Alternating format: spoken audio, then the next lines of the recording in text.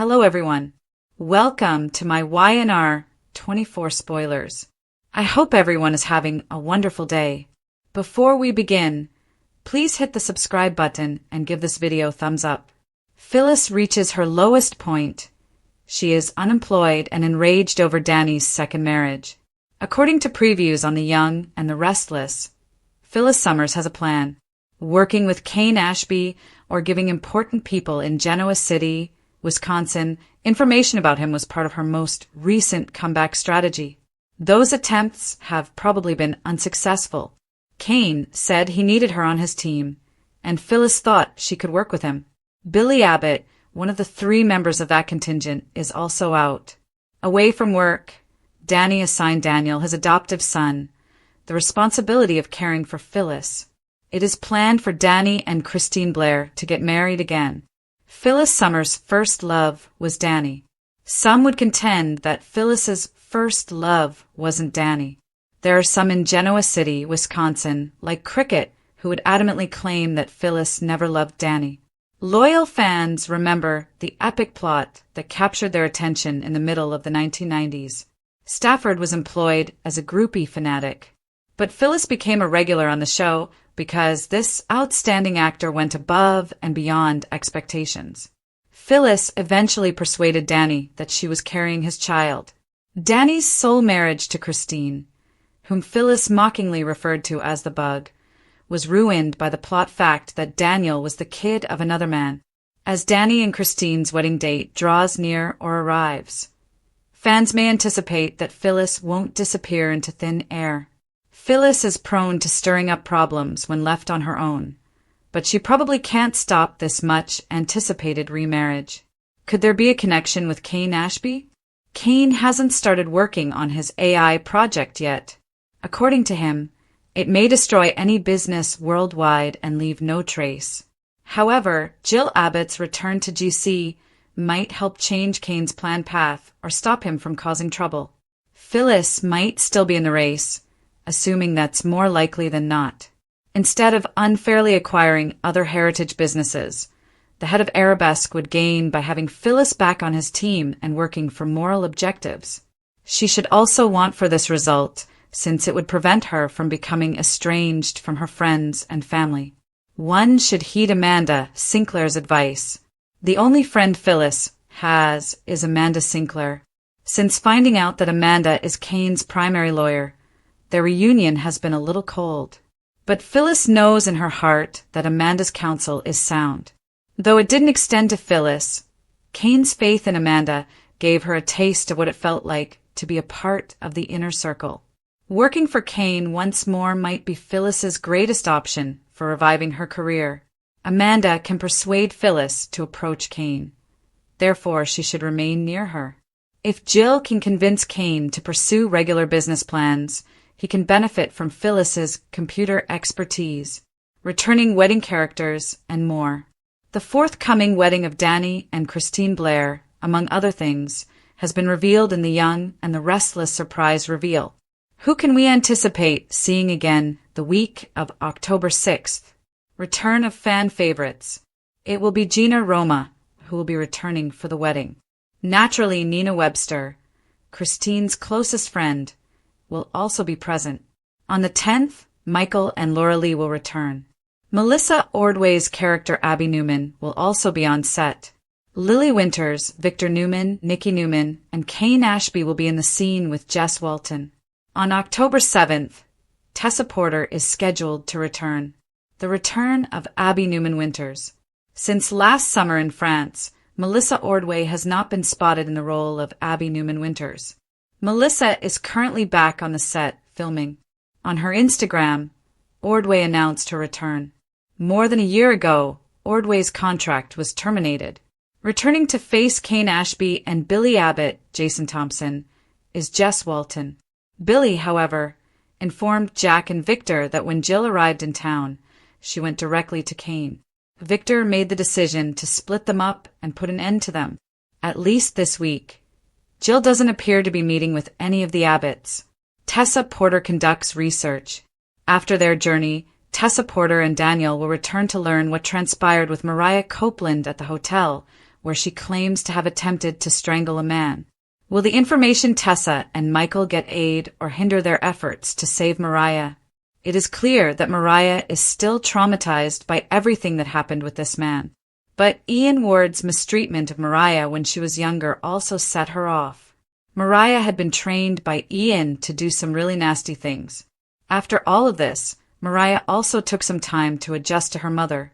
Will Mariah ever be able to overcome Ian's manipulations, arrivals, and departures? This is your weekly comings and goings. It's clear that Jill is supporting Kane Ashby over Bill and everyone else. Despite everything that has transpired, Jill fails to recognize that. Will Billy ever win his mother's approval again? Will Jill ever make the effort to reconcile with her son, or would she prefer to assert her claim to Kane? Kane is just like his father, but Jill doesn't see that. Will son be given the benefit of the doubt by Jill at last, revealing the shocking new romance and Phyllis's mystery boyfriend? According to rumors and updates for the young and the restless, Phyllis Summer's enigmatic new boyfriend is about to be revealed. Fans can expect some explosive chemistry, as the latest preview for October suggests that Phyllis is set to go on an unexpected romance journey. Could Phyllis be paired with someone new, or someone who is already on the canvas? Although Phyllis's partner has not yet been announced, a few alternatives quickly spring to mind. Given that previous spoilers suggested a love triangle between Phyllis, Kane, and Lily Winters, the first is Kane Ashby, Billy Flynn. Phyllis and Kane may be able to blend business and pleasure, since they have a special understanding of each other's peculiarities. After being turned down by Lily several times, Kane is feeling isolated and angry. Furthermore, it's understandable why Kane could be drawn to the one person who understands his power struggles and doesn't condemn him for them, given how his kids are pushing him away. The only person who does not pass judgment on Kane is Phyllis. Kane is being viewed like the big bad wolf in Genoa City, but Phyllis sees a powerful man who may provide her with interesting adventures. Kane might easily become entangled in a delusion of being Phyllis's power couple if this keeps up. In addition, Roger Howarth will shortly make his debut in an enigmatic role. Given how often Tucker has been mentioned on the show, there is conjecture that he may be taking over the character of Tucker McCall, who was previously portrayed by Trevor St. John. It's possible that YNR wishes to reunite Phyllis and Howarth because they were previously coupled on General Hospital. On GH, Michelle Stafford and Roger Howarth had a crazy chemistry. Even though Phyllis and Tucker have a tumultuous past, we can see their relationship getting heated once Howarth is cast in a role. Or, conversely, Howarth may be playing a different character. As long as Stafford and Howarth have on-screen chemistry, which is evident from their roles as Franco Baldwin and Nina Reeves on GH, it doesn't really matter. Of course, there's always the chance that Phyllis will be rocked by a new lover who shows up out of the blue. It's good to know that Phyllis will find someone to fall in love with in October, regardless of who she chooses to date. According to spoilers for the young and the restless, Phyllis will be making some exciting changes to her romantic life, so check in. Phyllis reaches her lowest point, unemployed, enraged, and confronted with a love she cannot regain. Phyllis Summers is one of the few characters on The Young and the Restless that exemplifies the fine line between genius and self-destruction. Phyllis, who was once a commercial titan and a master of cunning survival, is now standing in the ruins of her own creation, unemployed, longing for acceptance, and haunted by the return of a love she never really let go of, Danny. Phyllis, who is unemployed, angry, and facing a love she cannot regain, reaches her lowest point when Danny and Christine Blair. Phyllis Summers is one of the few characters on The Young and the Restless that exemplifies the fine line between genius and self-destruction. Phyllis, who was once a commercial titan and a master of cunning survival, is now standing in the ruins of her own creation, unemployed, longing for acceptance, and haunted by the return of a love she never really let go of, Danny. Phyllis's world is on the verge of disintegrating once more as Danny and Christine Blair, who she will always refer to as the Bug, get ready to get married again. Every suppressed fear, unhealed injury, and residual fixation comes to the surface. The lady who once used manipulation to gain access to Danny's life is now standing outside, angry, forgotten, and on the verge of losing it. However, in Genoa City, rock bottom is never simply the conclusion. Rather, it's the beginning of a new storm, a plan in disarray. Phyllis Summers thought she could outthink anyone, particularly Kane Ashby, when she reappeared with her usual self-assurance and restless energy. Her plan was straightforward. Get involved in a significant project, use her connections, and regain the authority she had previously held in the competitive business world of Genoa City. Though he underestimated Phyllis's volatility, Kane, ever the opportunist, acknowledged her brilliance. They forged an uncomfortable alliance with Billy Abbott, three restless individuals seeking ambition for various motives. However, the coalition disintegrated as soon as it started. Kane withdrew into his own plots. Billy's erratic loyalties turned toward his family, and Phyllis was left on her own, the last chess piece no one wanted to play because she was unemployed and undesired. After her most recent dismal failure at Marchetti, Phyllis's business integrity was already in jeopardy. Every effort she made to establish herself in the cutthroat circles of Genoa City only served to drive others farther away. Doors that had been open abruptly banged shut when she attempted to turn into a consultant. Once a byword for creativity, her name had turned into a warning sign. Now that she has lost her wealth and power, Phyllis's only strength is her wits and her rage. Danny, the everlasting love. For years, Phyllis persuaded herself that her feelings for Danny were a thing of the past, a silly passion that had long since been resolved into an obsession. However, all of the old feelings returned with a vengeance when she learned that Danny and Christine Blair were getting married again. Danny was Phyllis's addiction in addition to being her first true love. The young groupie who once tricked her way into his bed continued to pursue the dream of being Danny's woman. It was no longer about romance, but rather about power, validation, and a desperate want to be noticed by the one man who saw right through her and still felt sorry for her. Phyllis pretended to be pregnant decades ago in order to trick Danny into taking Daniel Jr., the kid of another man, as her own. One of Y&R's most scandalous plots, it destroyed Christine and Danny's marriage and established Phyllis as one of the show's most heinous antagonists. Now, fate comes full circle. Phyllis is forced to acknowledge that she can no longer change the past due to Danny and Christine's protracted remarriage. She has now been caught up by the past she so deftly exploited. Even still, Phyllis questions whether he could ever love me again if he had ever truly loved me once. A family that is untrusting of her. Phyllis's family looks on helplessly as she spirals. Now a grown man and a father, Daniel Jr. struggles with feelings of both compassion and fatigue. He has forgiven his mother's betrayals for years, but he still doesn't think she will ever change. It was both a request and a warning when Danny gave Daniel the responsibility of handling Phyllis. Danny doesn't want Phyllis to destroy himself, but he also doesn't want her to wreck his new marriage to Christine. Daniel is aware of his mother's appearance when she is cornered.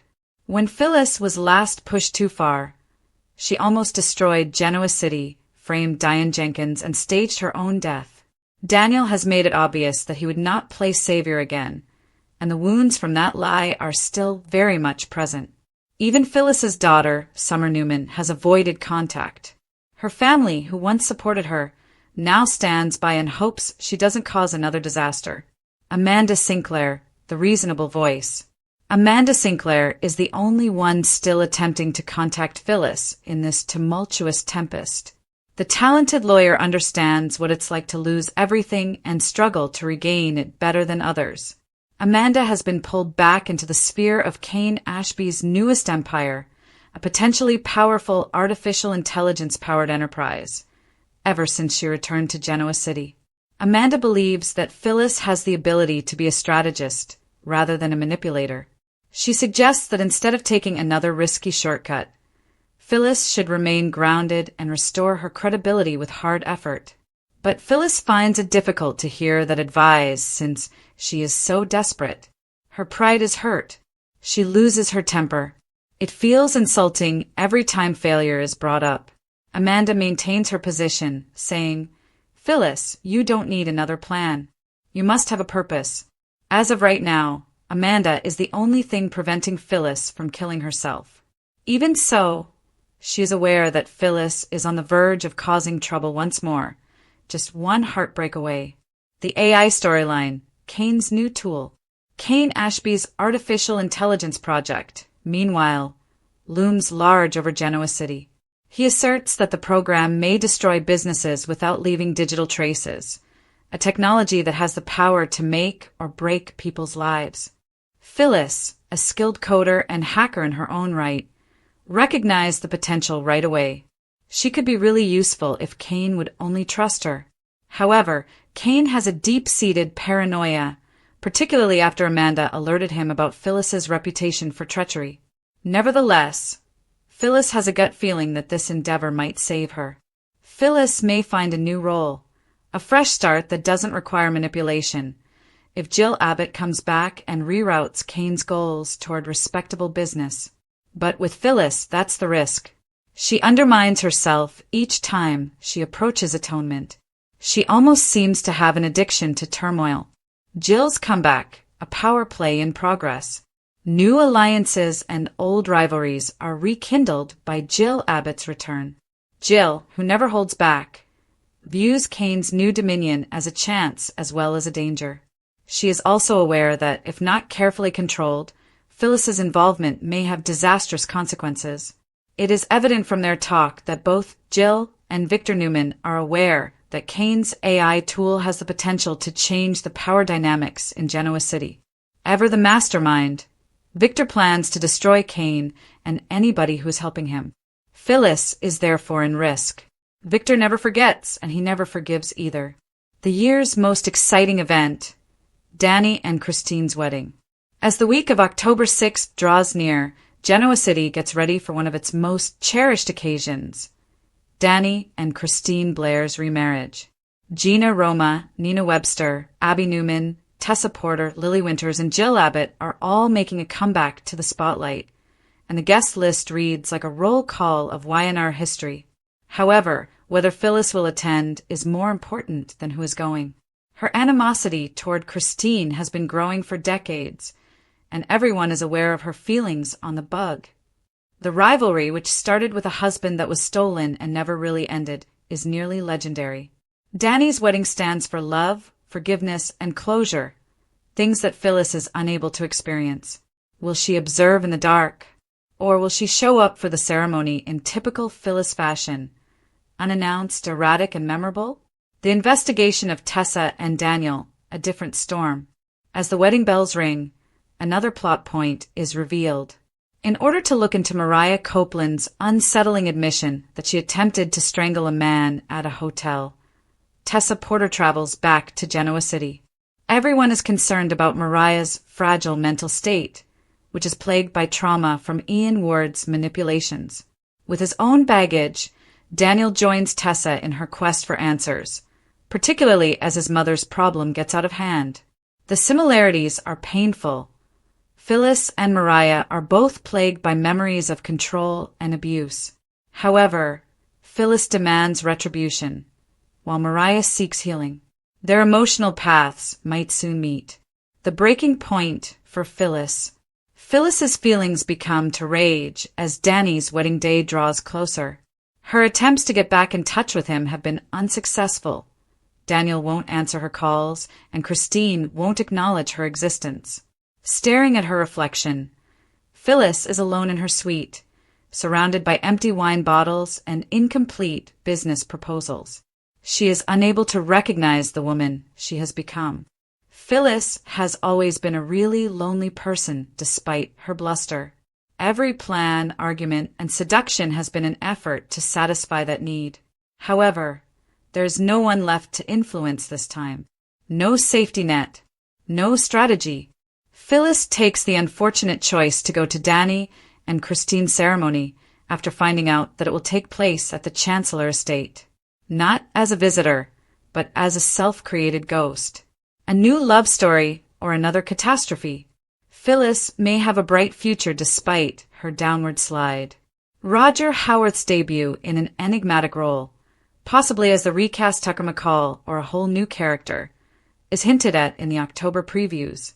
Fans recall the intense chemistry between Roger Howarth and Michelle Stafford during their time on General Hospital. Sparks could fly once more if Y&R decides to rekindle that connection, both romantically and dangerously. Regardless of whether Howarth portrays Tucker or a different character, he will undoubtedly see through Phyllis's facade. And that might be the most exciting and terrifying thing of all for a woman who feeds on control. Phyllis Summers's heart.